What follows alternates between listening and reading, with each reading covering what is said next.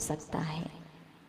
तो इसलिए क्या करना चाहिए, सोने से पहले एक कायुसर्ग करके सोना चाहिए, क्योंकि आचार्य भगवंत ने प्रायश्चित ग्रंथों में कायुसर्ग को 9 बार णमोकार मंत्र पढ़ना सबसे लघु प्रायश्चित कहलाता है। और उस एक कायुसर्ग के माध्यम से पूरे दिन भर में जाने में अनजाने में जो भी आपसे छोटी मोटी गलतियां हो जाती हैं, जिन पर आपका ध्यान नहीं जाता, जिनका आप प्रायश्चित नहीं ले पाते, वो सारा दोष सारा पाप धुल जाता है।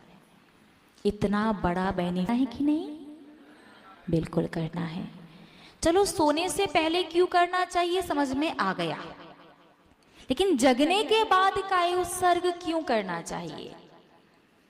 क्योंकि रात में सोते समय भी आप लोगों के हाथ पैर है ना, वो चलते रहते हैं। कभी इस करवट सोते हो, कभी उस करवट सोते हो, कभी सीधे सोते हो, कभी उल्टे सोते हो। लाइट का, पंखा का, एसी का, कूलर और हीटर वगैरह सर्दी गर्मी मौसम के हिसाब से विविध प्रकार के उपकरणों का आप लोग प्रयोग करते हैं। मच्छर वगैरह हो जाते हैं तो उनकी व्यवस्था भी कुछ ना कुछ करके सोते हैं। तो रात्रि में भी आपके माध्यम से कई प्रकार की हिंसा होती है। उस पाप का हिसाब किताब बराबर करने के लिए कि हे जिनेंद्र देव, पता नहीं मैं इस सारे पापों का प्रायश्चित ले भी पाऊंगा कि नहीं ले पाऊंगा, जब गुरु मिलेंगे तब एक साथ पूरे जीवन का प्रायश्चित उनसे ले लूंगा।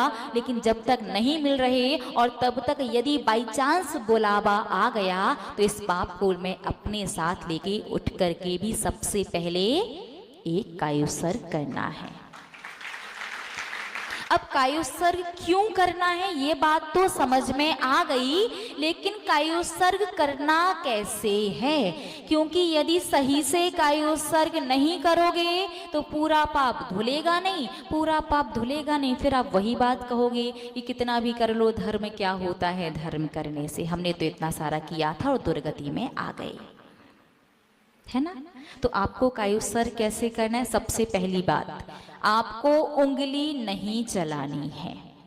दिन भर के कायुसर्ग में आप कुछ भी करो, उंगली चलाओ, हिलो, मुंह से बोलो, कुछ भी कर लो, लेकिन रात्रि में सोने से पहले और प्रातःकाल जगने के बाद जो कायुसर्ग करना है उसमें उंगली नहीं चलानी है। मन में काउंट करो, 1 2 मन में कर सकते, एक कायुसर्ग ही तो काउंट कर, 9 बार इजीली हो सकता है।